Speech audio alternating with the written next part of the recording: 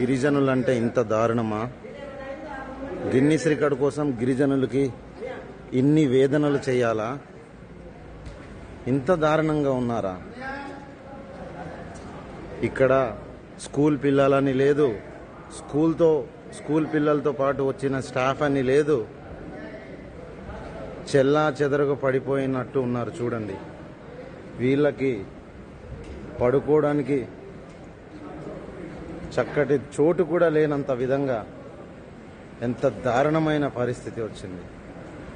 ఇక్కడ చూస్తుంటే మనతో పాటు వచ్చిన స్టాఫ్లు, రూట్ ఆఫీసర్లు, ఇన్ఛార్జ్ ఆఫీసర్లు ఎంత దారుణంగా ఉన్నారో. ఇక్కడ చూస్తుంటే మన ఇంజనీరింగ్ అసిస్టెంట్కే పడుకోవడానికి చోటు లేదు. ఎంత దారుణమైన పరిస్థితి. ఇలాంటి బాధ ఎవ్వరికి రాకూడదు. దయచేసి దీన్ని సీఎం గారి దృష్టికి తీసుకెళ్తారని మనవి చేస్తున్నాను.